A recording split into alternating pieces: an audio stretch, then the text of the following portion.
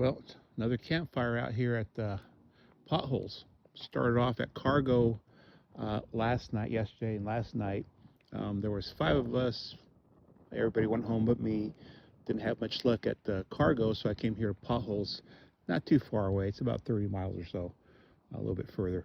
But I got here, set up my camp, and I'll work here tomorrow and go home.